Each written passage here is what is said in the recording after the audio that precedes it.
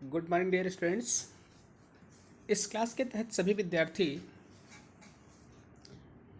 English को revise करेंगे, क्योंकि इस समर वेकेशन के पहले जो आपको पढ़ाया गया था उसी को हम आज की क्लास में रिवाइज करते हैं।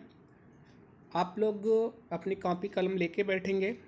जिन विद्यार्थियों ने इसको अभी लिखा नहीं होगा अपनी कॉपी में, वो नोट भी कर लेंगे, और जिन विद्यार्थियों ने अपनी कॉपी में नोट किया है उनको नोट करने की ज़रूरत नहीं है। ठीक है। जैसे कि आपको पता है कि आपका एक टेस्ट भी होने वाला था। टेस्ट मान लीजिए टाल दिया गया था कोविड-19 के कारण, तो आगे आपका टेस्ट होगा।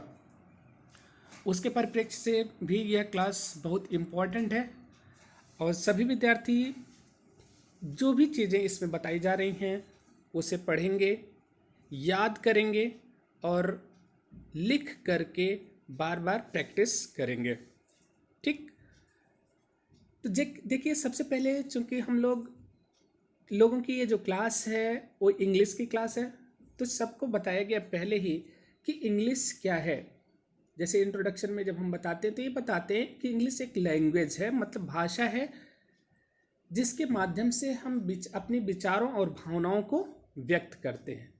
तो क्या हम सोचते हैं कि केवल इंग्लिश ही एक भाषा है? नहीं, ऐसा नहीं है। मतलब दुनिया में अगर हम देखते हैं तो बहुत सारी भाषाएं हैं जिसके माध्यम से हम अपनी फीलिंग को हम व्यक्त करते हैं, एक्सप्रेस करते हैं। जैसे हम कहते हैं अंग्रेजी हमारे लिए क्या है? फॉरेन लैंग्वेज है। जबकि हम बोलते हैं हिंदी क्या है? हमारी मदर टंग है।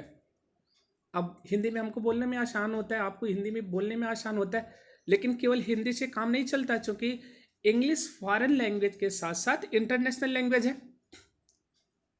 मतलब अंतर्राष्ट्रीय भाषा है, जिसको आप जान करके दुनिया के किसी भी कोने में रह सकते हैं। ठीक। तो इसलिए यह सीखना आप लोगों के लिए बहुत जरूरी है। तो कुछ नहीं लिखा, देखिए पहली लाइन में यही लिखा है, इंग्लिश क्या है। इसमें लिखा गया इट इज अ लैंग्वेज। आगे लिखा गया by which we express our feeling and thought, मतलब जिसके माध्यम से हम अपने विचारों और भावनाओं को व्यक्त करते हैं। देखिए इसके बाद क्या है ना, अंग्रेजी या भाषा में जो सबसे इम्पॉर्टेंट चीज है वो है साउंड। जानते हैं, अगर हम कहते हैं हम बोल नहीं पाते तो प्रॉब्लम ये क्रिएट होती है कि हम किसी चीज़ को एक्सप्रेस करने के लिए, अगर हम में आई साइट है, हम संकेत करके, सिंबल करके किसी चीज़ को बता सकते हैं।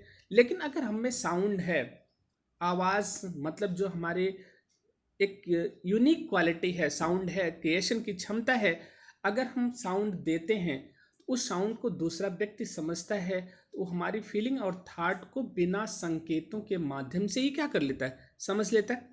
तो इसका मतलब क्या है? भाषा में सबसे इंपॉर्टेंट चीज है साउंड, आवाज। ठीक। और उसी साउंड को जो हम सिंबल रूप में दे देते हैं तो उसे हम अंग्रेजी में लेटर्स कहते हैं, अक्षर कहते हैं। और देखिए यहां पर हमने दूसरा पॉइंट लिखा भी है, लेटर्स, जिसमें आपको बताया गया smallest parts of voice which can produce a sound is called letters. मतलब हमारी आवाज का वह छोटा से छोटा भाग जो एक ध्वनि क्रिएट कर सकता है, उसे हम क्या कहते हैं? लेटर्स कहते हैं या अक्षर कहते हैं। अब देखिए आप लोग 26 लेटर्स हम बार बार बोलते हैं आपको लिखने के लिए 4 काइंड्स में, तो आप लोग ट्राई कर लीजिएगा आज एक बार फिर 26 अक्षर लिखने का। अच्छे तरीके से चारों प्रकार के अक्षर आप लोग नोट कर लीजिएगा। देखिए जो लेटर्स हमारा है, अक्षर है, जिसे हम अल्फाबेट भी बोलते हैं। ए आपका 2 रूप में होता है, एक वावेल होता है, एक कॉन्सोनेंट होता है। वावेल मतलब स्वर होता है, कॉन्सोनेंट मतलब व्यंजन होता है। दोनों की डिफिनीशन यहाँ पर नहीं बताई गई, लेकिन पहले की क्लास में बताई गई। अब हमने कहा क्या कि वो साउंड जो हमारा बिना फ्रिक्शन के होता है, मतलब बिना किसी अवरोध के उत्पन्न होता है, उसे वावेल कहते हैं। वावेल इंग्लिश में अगर हम देखते हैं तो 5 वावेल की संख्या होती है, जिसमें ए ई आई ओ यू होता है। और इसके अलावा कॉन्सोनेंट जो हमारा है, कॉन्सोनेंट का मतलब व्यंजन होता है, और व्यंजन का मतलब होता है वो साउंड, मतलब वो लेटर जो फ्रिक्शन के साथ साउंड क्रिएट करता है, मतलब अवरोध या घर्षण उत्पन्न होता है जब हम बोलते हैं हमारे मुंह के द्वारा, तो उसे हम कॉन्सोनेंट बोलते हैं। कॉन्सोनेंट का जो नंबर है और 21 है, मतलब 21 इन नंबर में है कॉन्सोनेंट हमारे। तो वावेल और कॉन्सोनेंट को आप लोग डिराइव कर लीजिएगा, चूंकि टेस्ट में हम पूछ लेते हैं, कभी कभी ऐसा प्रश्न आता है, राइट डाउन द वावेल्स और definition of the vowels, write down the consonant और डेफिनेशन ऑफ द कॉन्सोनेंट, इसको बोलते हैं लिखने के लिए। तो आप लोगों को ये चीज़ पता होना चाहिए। इसी के साथ में देखिए आपका लिखा गया वर्ड। वर्ड मतलब आप जानते हैं, वर्ड मतलब शब्द होता है, ठीक। अब जब हम लेटर से आगे बढ़ लेते हैं, मान लीजिए हमको लेटर हमने सीख लिया। अब क्लास 1 के स्टूडेंट तो आप है नहीं, 2 के तो है नहीं, 3 के है नहीं कि आपको लेटर 6 महीना सिखाया जाएगा, मतलब आप पहले से सीख करके क्लास में आए। यहाँ तो केवल एक इंट्रोडक्शन में आपको बताया गया। अब इसके बाद आप वर्ड सीखते हैं, मतलब शब्द। जैसे लिखा गया, a group of letters which gives a meaningful sense is called word, मतलब कि अक्षरों का ऐसा हम समूह बनाए जिसकी मीनिंग क्रिएट हो, जिसका भाव हो, वो आपका शब्द होता है। ध्यान रखिएगा, भाव के साथ मीनिंग होना जरूरी है। जैसे बॉय का मतलब लड़का, गर्ल का मतलब लड़की, पेन का मतलब कलम, आया समझ नहीं, टीचर का मतलब अध्यापक। तो ये क्या है, आपके वर्ड हैं, और इसमें ग्रुप ऑफ लेटर्स आपका प्रिपेयर हुआ है, तैयार हुआ है। इसके बाद अगर हम देखते हैं तो आपको पिछली क्लास में आपको बताया गया होगा, लेटर्स जो हमारा होता है, जो हमारा अक्षर होता है, मतलब जो हमारा शब्द होता है, वो तो उसके 3 रूप होते हैं। फर्स्ट हमारा सिंपल वर्ड होता है, सेकंड हमारा कॉम्प्लेक्स वर्ड होता है, एंड थर्ड हमारा कंपाउंड वर्ड होता है। मतलब 3 प्रकार के अगर हम देखते हैं तो हमारे वर्ड होते हैं, simple, complex and compound. Okay. तो अब सिंपल वर्ड का मतलब होता है, इसे रूट वर्ड कहते हैं। जो मूल शब्द हमारे होते हैं वो सिंपल वर्ड कहलाते हैं, मतलब जिनकी वर्जिन होती है, जिनकी उत्पत्ति होती है, मतलब किससे, हम कहते हैं जो हमारा कल्चर है, जो हमारा ट्रेडिशन है। और जैसे कहा गया, किसी चीज़ का हम बहुत लंबे समय तक प्रयोग करते करते जब उसको लैंग्वेज की लाइब्रेरी में लेके जाते हैं, उसके प्रयोगशाला में लेके जाते हैं, लेबोरेटरी में लेके जाते हैं, उसको रिफाइंड करके जब वहाँ के द्वारा मान्यता प्राप्त कर दी जाती है, दैट्स जो वर्ड वो तैयार होता है हमारा, वो हमारा सिंपल वर्ड होता है। इसी को रूट वर्ड भी कहते हैं, मतलब मूल शब्द कहते हैं। जो कॉम्प्लेक्स वर्ड होता है, ये क्या होता है कि हम इसमें सफिक्स और प्रीफिक्स मिला करके बनाते हैं, जो सेकंड टाइप का है। मतलब सफिक्स का मतलब होता है क्या, प्रत्यय, और प्रीफिक्स का मतलब होता है उपसर्ग। मतलब जब हम उपसर्ग और प्रत्यय सिंपल वर्ड में जोड़ करके तैयार करते हैं तो हमारा कॉम्प्लेक्स वर्ड होता है। इसके बाद हमारा कंपाउंड वर्ड आता है। कंपाउंड वर्ड में क्या है ना, जब कभी 2 या 2 से अलग अर्थ वाले शब्दों को हम एक साथ जोड़ देते हैं, कंबाइन कर देते हैं, वो हमारा कंपाउंड वर्ड होता है। ओके। अब जैसे कंपाउंड वर्ड के तहत आपको करना है, जैसे हमने कह दिया वाटरमेलन आपका कंपाउंड वर्ड है, पुलिसमैन कंपाउंड वर्ड है, मून लाइट कंपाउंड वर्ड है। जैसे मून का मतलब अलग होता है, लाइट का मतलब अलग होता है, लेकिन दोनों को हम जोड़ देते हैं तो एक नया शब्द हमारा तैयार हो जाता है। जैसे फादर इन लॉ हो गया, क्लासरूम हो गया, ये हमारा कंपाउंड वर्ड है। जैसे कॉम्प्लेक्स में क्या हो गया, जैसे ब्यूटीफुल लिखा गया, ब्यूटी में हमने फुल जोड़ दिया, ये हमारा कॉम्प्लेक्स वर्ड हो गया। सिंपल वर्ड क्या है, जैसे ब्यूटी लिखा गया, टीच लिखा गया, प्ले लिखा गया, सिंग लिखा गया, ये आपका क्या है, सिंपल वर्ड है। ठीक। तो ये वर्ड के आपके 3 प्रकार, मतलब सेंटेंस के आप वर्ड के 3 प्रकार हैं, और तीनों आपको बता दिया गया कौन से हैं, simple word, complex word and compound word.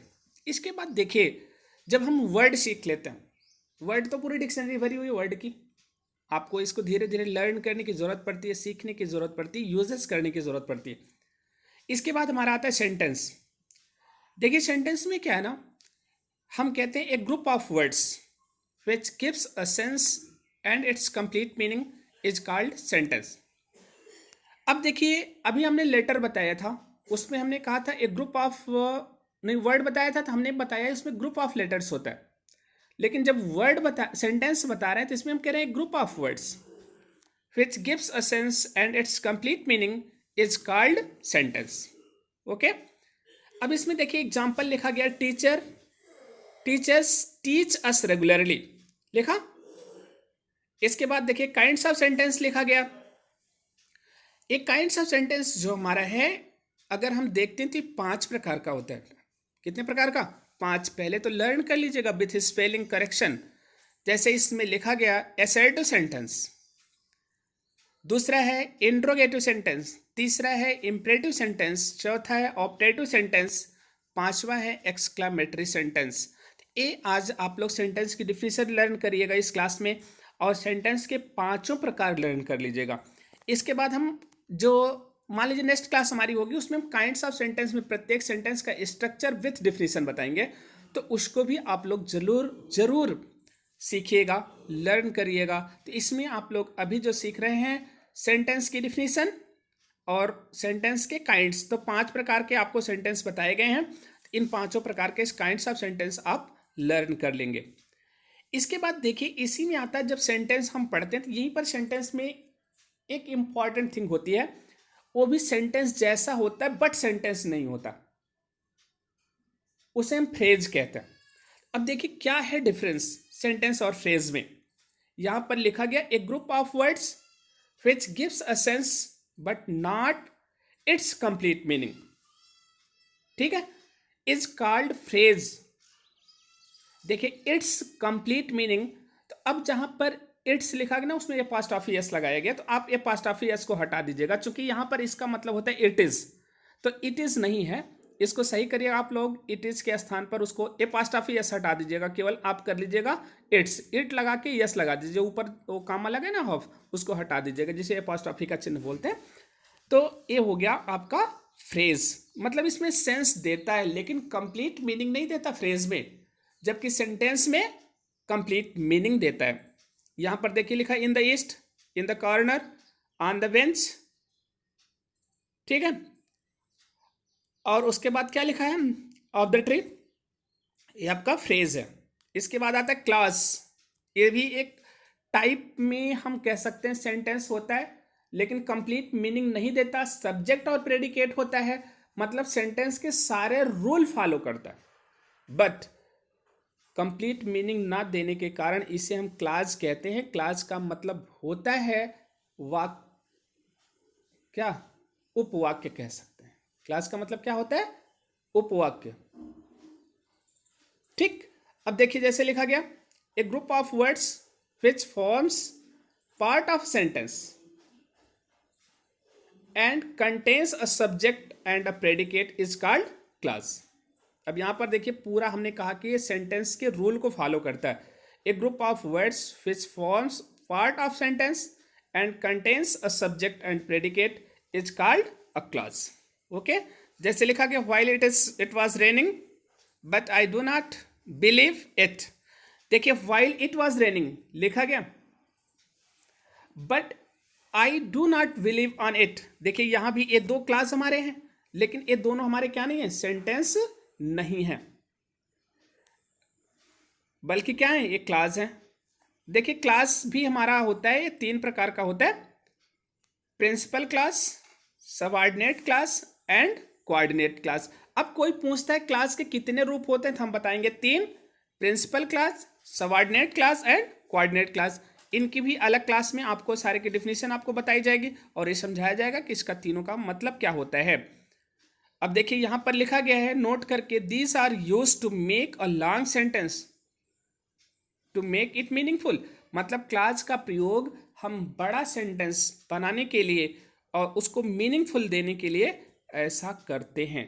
तो इसको भी आप लोग पढ़िएगा। तो आज की जो ये हमारी इंपॉर्टेंट क्लास है वो रिवाइज्ड क्लास है।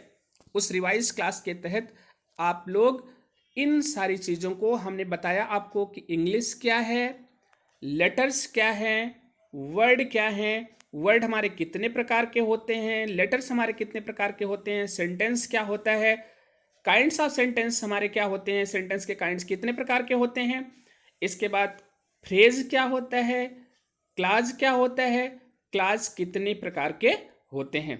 तो इस इंपॉर्टेंट क्लास के तहत आपको इतनी चीज़ें बताएगी। आप लोग इसको पढ़ करके, वीडियो रोक करके, नोट करके अपना नोट्स भी तैयार कर लेंगे और इन चीज़ों को लर्न भी कर लेंगे। Okay, thank you for this class.